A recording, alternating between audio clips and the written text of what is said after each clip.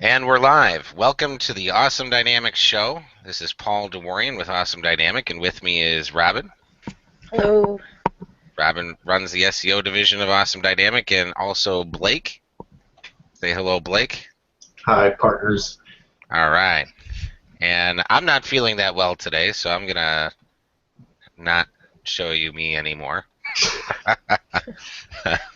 And let's see here. Okay. And as always, if you have any questions, you click on the button on the lower right-hand corner of your screen. You can post those questions. When we come to a break point, we'll answer those questions for you. Just to tell you a little bit about what we do, I'm going to go up to Robin's screen here. Robin's showing us the different things we do. Robin, do you want to tell us what we do? Sure, we have 4 things: search engine optimization, responsive web design, Amazon seller consulting, and Google Maps Business View, which is now going to be called what? It's going to be called Google Street View Trusted. Okay. And that pause and what I was saying was on purpose. There's like I was the pipe character in between, Oh, the okay. vertical pipe character between Google Street View and Trusted. So that's what they're going to be rebranding it as. There's a new logo. And speaking of new logos, you want to head over to the Google page, google.com. They got I'm sure you've noticed all across every single Google property, they've been putting their new logo. So it's not only the, well, they're not putting it right here where they have the little animation there, Uh, but they have a new Google logo, which is more simple. Um, hmm. Now, these are the old ones. It's more like boxy in design, and there's also, yeah, why you hate the new. I think that was the article I read too. oh, Yeah, this. that's the way it looks now. So you'll notice that in your on your Android devices and even the little social media symbols and stuff like that have all changed to this new style logo. So even on the top of my phone in the search bar on my Android device, it has this new logo on it too. So Yeah, they've I been. read a different article on this, but they Did put you? like so much into, they put so much thought into just changing this. So Yes, yes. sure, many, many hours. I'm sure they had 7 floors of people just working Yeah. on this new logo. From what I understand, the E and the G, the little end of the G line up in the diagonal line, which I didn't notice at first either, but that was Ah, supposed to. Wonder how long it took them to do that. right. Well, yeah, and the E, I didn't even notice the E is tilted at the end. Yeah. So that's something I didn't. Well, yep, it is on my phone too. I'm looking real close at it. Interesting. So anyway, even the little icon that I use to go to Google Plus to start this webinar, I noticed that that little bookmark symbol was also changed in my bookmarks toolbar. So you'll see that changing across the web, I'm sure, pretty soon here. Anyway, we have a few topics that we wanted to go over today, and I think we could go through a couple of those. Let's take a look at the first one. That's moving the Maps or Google Maps marker. So what's interesting about this, Robin? Did you want to just pick a client and pull up their Google My Business listing and get to the place where they can we can adjust where their location is, and then I'll Okay. just talk about the importance while you're doing that. So when you're when you have your Google listing, your physical location in Google My Business, you're actually able to control the physical location of where the pinpoint is on the map. So on the screen that Robin's showing here, at the bottom there was a little pinpoint there, um, and that shows where exactly they're located. Now, that could be right or wrong. Sometimes we find that that information isn't exactly right, or maybe it's right in the middle of your building. It could be down the street from where you're actually located. It could be at the entrance to the strip mall instead of in front of the door of your actual business. So being able to control that is really important. Robin, would you mind scrolling down just a little bit there? All right, so that's the little red pinpoint there. So in this case, we see that the pinpoint is off to the side of their building right here. So Robin, do you want to log into their Google My Business, and Yeah, then I'm we'll doing that right now. okay, so then we'll change the location. And this not only controls where it shows up on the map, but it also plays into how the GPS on Android devices or people who use Google Maps to navigate with their GPS get to your location. So we actually had a situation with a client where the navigation was telling people to drive over some train tracks where there wasn't a road, and by kind of shifting their location around a little bit, we were able to get the navigation to correct itself and actually tell them where to go. So there's a place you could do that. So if you already have your Google My Business page claimed, you can go into the page and control the map marker location. So And Robin, this, you want to yeah, take it from there? this is what the front of the page looks like, and you can see that this is responsive as well because it adjusts to the size of the screen. Mm-hmm. And then here's what the back end looks like when you actually edit it. So I'll go in here. Have you seen our other videos in the Academy, in the Awesome Dynamic Academy? Uh, we show how to get the listing set up. So this is one of the other steps, is moving the map marker. So Robin, you're in the screen here, and I think it's clicking on that edit button, right? hmm And then All you right, have to press edit marker location over here. good, And you can actually move this anywhere you want. exactly. Now, would you mind flipping that to go ahead and edit that, and we'll flip it to satellite view? So we're going to All move right. theirs. So if you zoom in on this building, it's Commerce Drive. There's Harris Road. That's their U.S. acrylic building. And where the map marker location is now is actually not the door that you walk into. In fact, that part of the building is a factory, and the doors that are at the end of that little sidewalk there, underneath where the pinpoint was, isn't where you would go in. It's actually the next one up. So if you go up a little bit, that's where the door is. So in the case of a strip mall, I would say putting it there, putting right where your door is in the building would be important. However, since this whole building is essentially theirs, I would put it at the entrance of the road, or where the driveway is. So this way, when someone's turning down Harris Road here, it'll say turn right, and then it'll say, okay, well that's where I need to be. So then that'll give you a lot more accuracy in terms of the GPS going through there. So you just drag the pinpoint right where you want it, and then you hit OK on the thing here and save, and it'll actually move that to the correct location. Might take a little time. Um, Yeah, it can take up to, it says right here, it'll take up to 3 days to go live. right.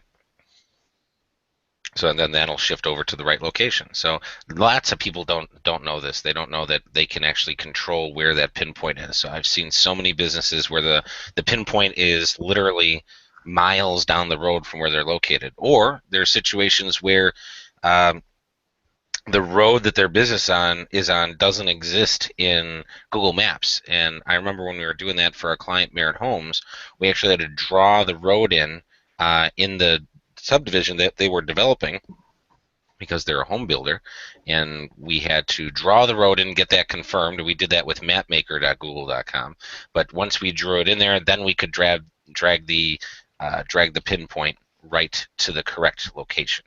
So getting that to the right place is another form of quote unquote optimization, but it makes a difference how people find you, how people navigate using their GPS, and it's important just to have it right in general. Robin, do you have any additional comments that you'd like to make on moving the map marker? Every once in a while, if you change something on your profile that's major, usually your business name, address, or phone number, it will ask you to re-verify your account.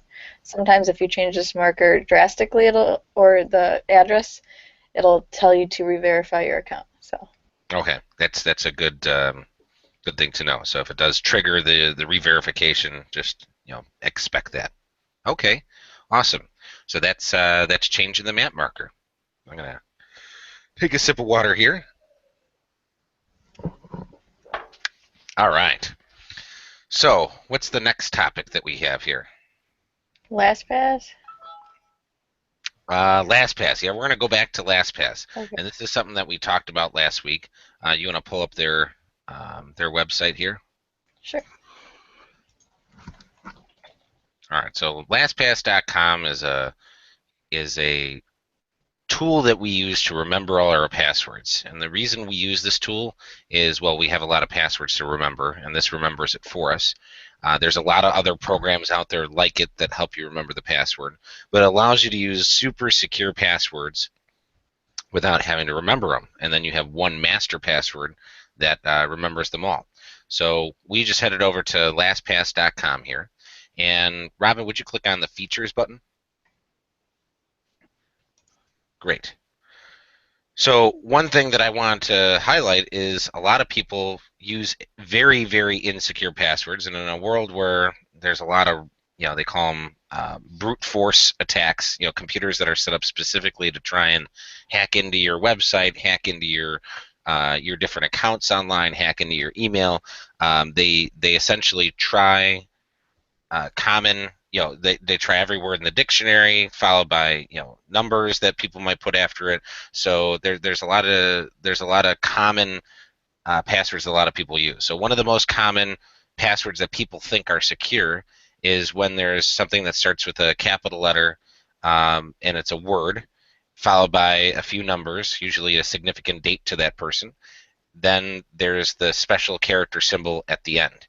So if it was like Bravo 2211 exclamation point. So that might be a password that somebody uses. It's that format that's very, very common. And then even less secure than that is just using a word like teddy bear or silly cheese or something like that. So those types of passwords are not secure. So what's neat about LastPass is it can actually generate a secure password for you, and you don't really have to remember it. So if you go to generate secure password, Yeah, using we'll the generate LastPass tool. Yeah. for you, which is very Yeah. cool. And you know how I have mine set? If you go to that password length and change it to 20, Oh, you can go up higher than that. And then see where it says show advanced options? Oh, 100. wow, that's a lot of characters. And then go to the advanced options there, and you Alright. can choose what types of characters it'll put in there. So capital, lowercase, numbers, and then the symbols. So if you click the little symbols checkbox there, and then you'll see it added some symbols into the password. That's always good to add in there. And then there's also this neat checkbox called avoid ambiguous characters. And what that means is it won't use like the number 1, the letter L, the number 0, the letter O, because a lot of those things are hard to differentiate when you see them printed, and you have to type them out. So you can click this box and it'll avoid some of those what they call ambiguous characters. But with LastPass, essentially you use this password. You can then use it for one of your accounts, and then you have one master password that locks down all the passwords that you have saved in LastPass. And I use, for my master password, I use a sentence with spaces and a period. So that's a very secure way of doing a password. It's also easy for me to remember. So if you're looking at having one really secure password to secure all these crazy passwords that LastPass has made for you, that's one way you can do it. Now, with LastPass, it's free. It's free to use if you use it on the desktop. If you want to be able to use it on other devices, go to the Go Premium at the top there in the navigation, Robin. I think it's $15 a year, maybe, and that allows you to use it across all your different devices. So if you have a tablet, you have a smartphone, and you want to be able to access your LastPass information, click on the Go Premium now, and we'll see if it says the price, the current price of it. $12 a year, so it's not that expensive to do that, but it allows you to access all the information on all your different devices. If you're just using it on your desktop, that's fine. You could use it on as many desktop or laptop devices as you want, and once you have it installed, you can see at the top of Robin's screen there's a little red square with a white star in it. That's the extension for Google Chrome. So that's what she clicked on to generate the password. That also allows you to get into your LastPass vault right away. Don't do that right on this webinar or on this video here, Robin, though. And then you're able to, it'll ask you as you're logging into things, do you want to save the password? I'll save it into your LastPass. You can log out of it if you don't want to be in it anymore. It also has some additional features like filling in forms, but it is free to use, and you can use it with Firefox, Internet Explorer, or the new Edge browser. I'm sure they're going to have a extension for that, but they show you where that is, and then you can use that to secure all your passwords. So the importance of this is it makes your life easy in terms of being able to log into all the different things that you'll be logging into for managing your SEO, and allows you to use really secure passwords so you're not using something weak that somebody can hack into. So with that being said, Robin, I wanted to know if you had any additional commentary on LastPass before we move on. Yeah, it's really great because I have, hundreds of passwords I need to remember.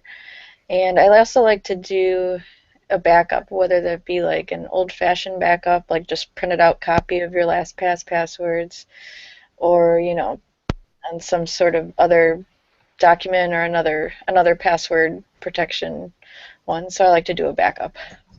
Right. Also, you want to make sure you save your master password somewhere secure, whether you do that, because there really is no retrieving this password. Am I correct, Paul, on that? If you lose the LastPass master password? That is correct. So if you lose your master password for LastPass, you lose your entire account, and all the passwords that were saved in it you cannot get access to. So it's super important to make sure that that's something that you will remember. So I do know some people that write it down on a sticky note and they save it in a really safe place, and that's the one password that they use. All right. So that's LastPass. Again, something very important. It'll make your life easier, easy or easier by remembering all those different passwords for you. And it's neat because you just go to websites and it fills it in for you. It fills in your username and password, and then you just click to go in. So if you use a computer that's shared, obviously you want to log out of it. So other people can't get into your stuff. But if you're the only one that uses your computer, you can leave it logged in and get into all your things. All right. So then I'll have another sip of water here. And we'll move on to our next topic, which is optimizing the Google Plus page to 100%. Robin, would you pull up a Google My Business page that doesn't have the virtual tour, so it says that it's missing the 10%? Sure. Well, I have this acrylic pulled up here. Theirs said 100% though, I thought. Yeah, it says 100% complete, but oh, that's the info. Yeah. So to get out of this page, I'd go to Done Editing, and it doesn't always say it on this page. Okay. Let's see if we can. Who else might have one? Trying to think.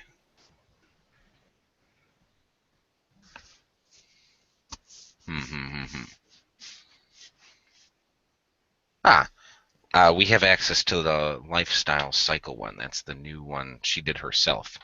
Let me pull up the information for that. Google.com/business.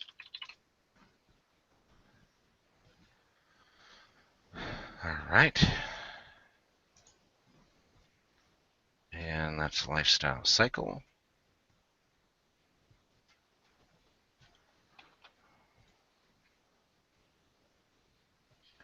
Okay. Incognito here.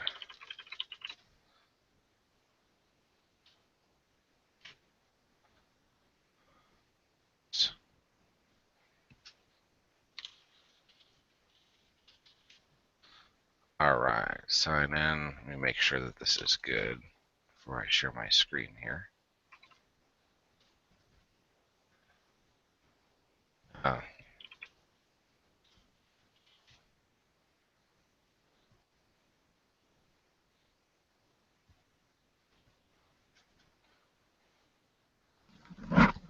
Let's see, pages, my business.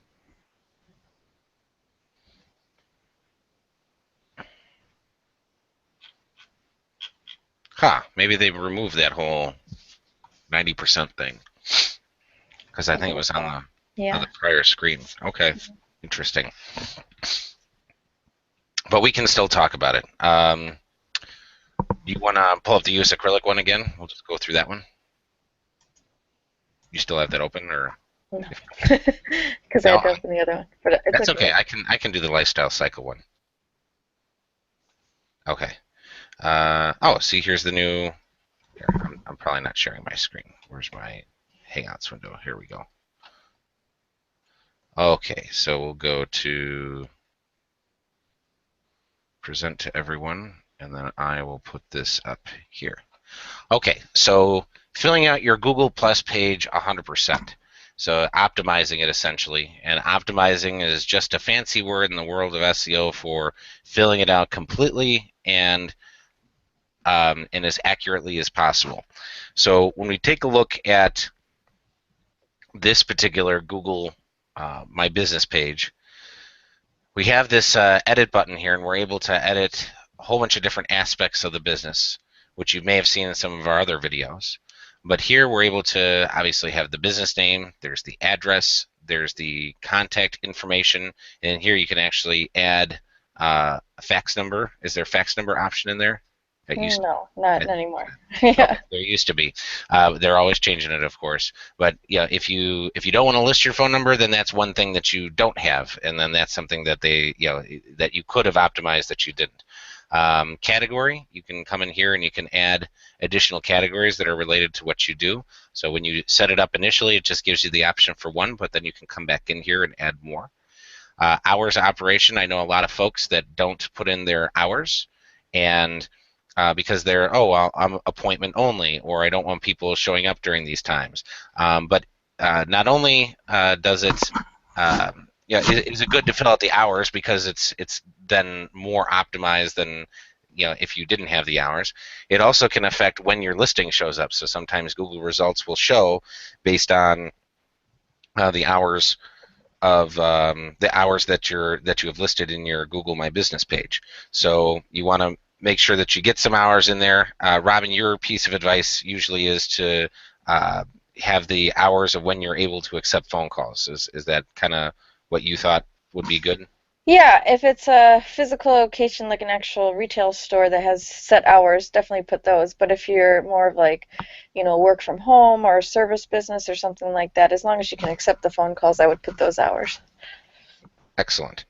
Then we have the introduction, and I was actually working with this client yesterday on beefing up the introduction here. So this is a description of your business, and we were able to, they allow you to link right inside your description here. So we linked to the homepage from the word bicycle shop. Oops. We linked to the unique services, to her services page on her website. So if I click this, you can see it goes right to her bike services page where you can learn about the things that they do. And then we added a link to their brands page, so you can see the different brands of bicycles they have. But yeah, if you're linking to pages on your website and your competitors aren't, then that's another point in your favor according to Google. And you can also add an outbound link as well. Yes, we could. What should we add here? How about we link Libertyville to To the the Libertyville town. page? Yeah. Perfect. And it's Libertyville, Village of Libertyville. No, it's just libertyville.com. So I'll go in there and an outbound link. That's a great idea. All right. Google wants you to be furthering the internet community by sharing information and resources through links. So that's one of the ideas, that you don't want to hog them all to your site. Having an external link or going somewhere else is also contributing to the greater internet community, right, Robin? Yep, and it's also that's the great way to think about it. It's also to rank higher on Google. Right. Yes. So, I'm just talking about the touchy feely stuff, but yeah, if you do it and your competitors don't, you're going to rank higher. Especially for blogs. Right. All Right. right, so you want to save that at the bottom. Okay. Done editing. All right. So this profile is 100% filled out, which is great. Um, Does it have the virtual tour? it does not have it. So Okay. they used to have a progress bar here, which we were just discussing a moment ago, but They've dropped that off again. Everything is always fluid and changing. But it used to be that you couldn't get the last 10% of being 100% completed unless you add a virtual tour. So one thing, we filled out all the information. I guess we're not at 100%. We want to add a whole bunch of photos. So when you go to add and manage photos, they And just have this to. is interesting and a little bit newer. They divided the photos into what type of photos they'd like to see. Yes. And I actually have a whole bunch of photos for them on my computer. So I'm going to find that. Let's see here. Uh, So now it's no longer if you have photos or don't have photos, but now it's more like the more you can give your customers. So interior photos of the inside of your business, the outside of your business, your actual staff, like they want to know a lot about your company. That's right. I know she doesn't want that one. Keep going through here.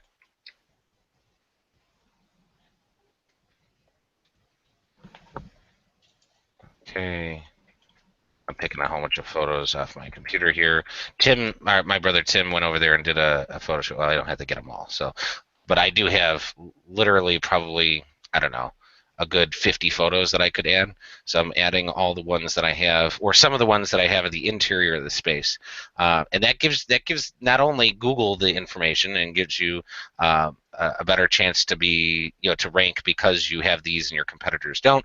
It also gives prospective clients or customers that might come in just a better feel of what your place is like. So it's great to add that information in here. So hopefully this is going to be done here, so we can see if pictures of kids on the bikes. We have picture of the owner working on a bike. We have people enjoying the boutique coffee area. We have pictures of some of the different types of products they have. I know for sure that this is one that I don't think she wanted in there, so we'll have to take that one out. So let's see here. We'll, if I can't figure out how to do it very quickly here, oh, here we go. Check and delete. Move to trash. Good. Okay, so I added those. There's also, I have a whole bunch of pictures of the outside. So, but the point is here, we want to add all the different types of photos that we have into these different categories that they have provided us. Robin, any additional tips on that you could? Yeah, so filling out this Google page, it actually helps you in ranking on your local pack results because it makes your knowledge graph more interesting. And I can show a picture of a knowledge graph. Let's see, so let's do like bicycle shops. I'm on my screen now. Okay, let me flip it to your screen. Yeah. Let's see here. Present to everyone. Okay, we're So looking at your screen now, Robin. I Googled bicycle shops and we were actually looking at this with that client yesterday, and she was like, "How come I'm not showing up?" I said, "Well, could be that you don't have as many reviews as the other folks. Could be the fact that you don't have pictures, and they do." Yeah, here's an example of a knowledge graph. So you can Okay. see that they have pictures, they have reviews, there's some quotes from the reviews, Mm-hmm. and it's very interesting because there's you can get a lot of info just from here. I see that they don't have their hours on here, Mm-hmm. and this client does, and you can actually see if you drop down the arrow for different days. And they have street view photos. Do you see how this one has the photos there and the other one didn't? That's because they took the time to add them in, or someone might have added it in for them on the because the general public can add those in. Mm-hmm. And this is new as well. Now the popular times, interesting. Mm-hmm. Okay. So getting those photos in there is really important. Let's go back and take a look at what is the virtual tour. So that's something that this lifestyle cycle place is going to do. I'm going to flip back to my screen real quick to everyone. And if I go back to my business here, we can see there's this whole add a virtual tour, and this is how it works. You actually can tour through a business just by clicking and moving around, and it's connected into Google Maps. So I can go usually go right out the door of the business, right, and start going on the street to the next place. So many people have seen this, but not a lot of people have seen the fact that you could do it inside the business. And only Google trusted photographers and trusted agencies are allowed to do this. We happen to be one of those, so we can do the virtual tour, but it's something that if you have a virtual tour and someone else and your competitors don't, that's another point in your favor. And I'm going to go back to Robin's screen because she's showing some of the different tours that we've done. So we've done some restaurants, we've done office buildings, and it's not only got that cool factor where people can go and check out the place that you have. It also allows you, if you're the business owner and you aren't at your business and you want to see, well, is there an outlet in that room? You can reference your tour and go back to your tour and see, oh yeah, there is one in that corner there. But also, You can for sell a party restaurants, room as well. yeah. I think that's something that this particular client at the Vine in Grays Lake, he does all the time. He said, oh, just go to my tour and check out the party room. You can see exactly what it looks like. So that's really neat. One thing, there's another bar we're going to be doing one for. He's going to put something on the TVs that talks about some of the different services that he has.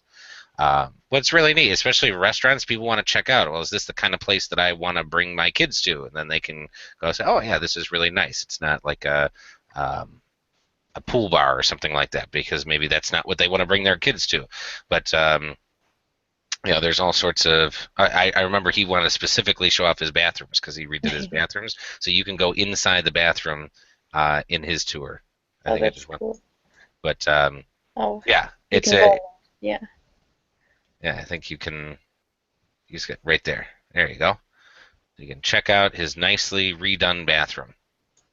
So, yeah, the tour is just another way to get to that 100%. So if you get all the information in there, you do the outbound and inbound links, you do the add the photos, as many photos as you can, and you do the virtual tour, then you've essentially achieved 100% completion on your Google listing. That doesn't mean that that's the last thing you should ever do with it ever, forever and ever. You can also post information to your Google Plus about your different blogs, but that's for a different video. So, but we wanted to talk about why it's important to have 100% completion and what does that actually mean in terms of what things need to be done. So, Robin, anything else that you'd like to add, or Blake? Filling out the logo. Oh yeah, well that's something where here, let me go back to my screen really quick, and we kind of talk about that in some of the other videos on the Awesome Dynamic Academy. But let me see, stop presenting and present my screen.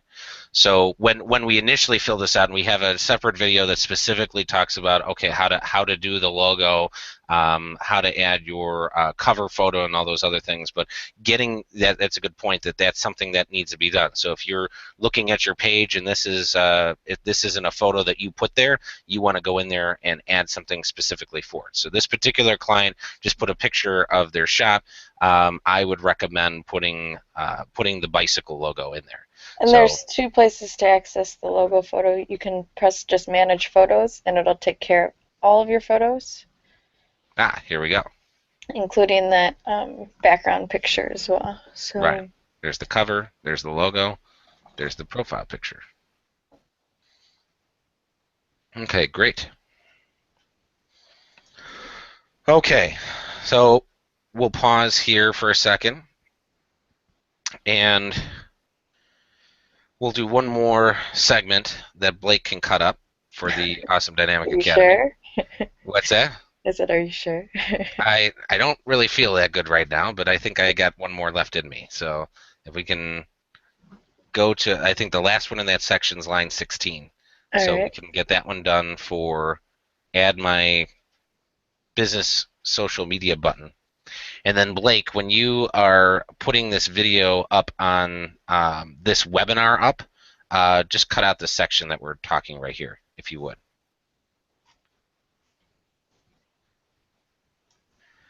Okay, so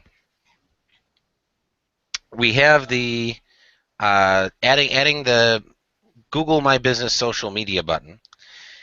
And if you look at, here, we'll go to Robin's page. And looking at Robin's screen here, we can see that after you've gotten your Google My Business set up, you want to link to that from your website. So Robin's hovering over the icon there. That's the Google Plus icon, and that's linking to our Google My Business page right here. And that essentially adds the connectivity from your website back to the Google Plus page, and that's something that they want you to do. And if you don't do it, that might be a reason why you're not ranking as prominently as if you did do it. So adding that icon, that's the older icon. They have this new one that they're playing with that has the Google My Business. It's like a little blue icon with an awning over it.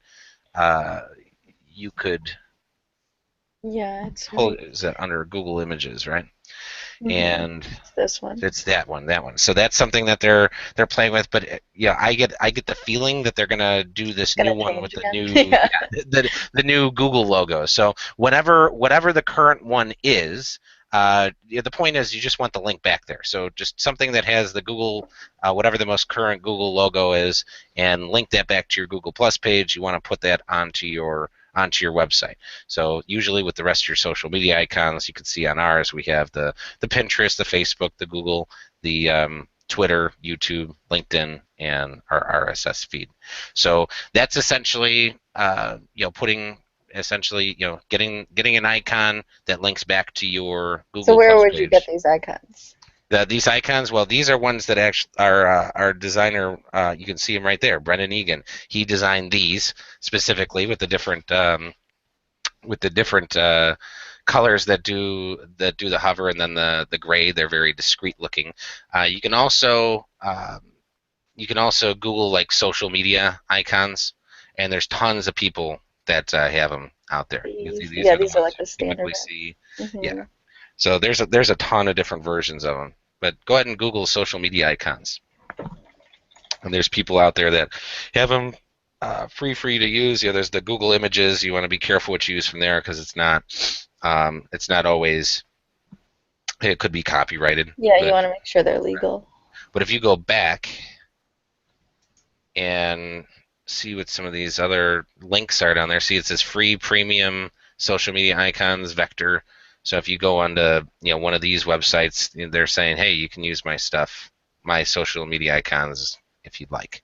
So there's that new Google logo, 2015. See that? Hmm. The G. So I'm sure we're going to see a lot more stuff with that soon. Okay. I think that covers adding the Google My Business social media button Well, to the how do you website. add them? Oh, how do you add it? Oh, yeah. Well, that's where it depends on your website software. So that's a good question. So if you're using WordPress, you'd upload the icon to your media area, and then you'd have to place the image into your website. In this particular website, there's a widget area at the bottom that you're able to insert the image into, and then we link So the image. always Uh, put it in the header or footer so that right, it's on every page. Yeah. right. So if you have a hard-coded website, you need to know how to code that. So that's one thing. If you're using a website like Wix or Weebly, they usually already have the icons in a place for you to add right in. So, and then they usually make it really easy to just click on the image and then link that out to the other place. Another good point that I want to bring up is that you should link this to a new window. So if you notice when you click on ours down there, it goes to a new window automatically, and the website is still sitting behind in the prior tab. So you don't want people to navigate away from your website. You want this to open in a new tab, and that'll make it so this way, if they do close this, your website's still sitting back there. So I could get into the technical ways to add that in there, but I think that's a little bit beyond this. If you're looking to put that icon on there, it all depends on what kind of software you have. So if you don't know how to do it, you can post something in our forum on Awesome Dynamic Academy with, I have Weebly, how do I do this? Or I have a hard-coded site, can you give me some tips on how to do that? And we can either give you a direct answer or link a resource to help you get that done. All right. Then I think that's a wrap for today. All right. At least we've knocked out. How many videos did we knock out? 3. 4? No, 4. Did we do 4? Yeah, 4 because we did the Lastpass. Mm-hmm. And I'm feeling really queasy right now. Oh God. Okay. So we'll get those 4 up, and then maybe next Tuesday when we meet, you want to work on a few more? If we have some time at the end of our meeting? Well, okay. Do you want to do the broadcast wrap up and then figure that out? Yes. Okay, so all right, Blake, something else to want out. You can tell I'm not feeling well because I'm not on point today. All right, so with that being said, we want to wrap up this webinar and want to recap the different services we have. We have the we talked about those at the beginning, but we also have the Awesome Dynamic Academy, which Robin's screen is being presented. This is where you're able to do the SEO on your own. We have over 100 lessons. It looks like your screen's being presented. Is mine? No, it's set to yours. Okay. Yeah. So you can learn how to do this on your own. We have very budget-friendly pricing, so you're able to learn how to do all the different things on your own. So you could either do that yourself, you can hire an employee at a low hourly rate to do that for you, and you can sign up for one of our programs. We have webinars every week to help you with any questions that you have, and we have a forum for you to ask questions. And we're all about making sure that you can do something to really affect change for your business online.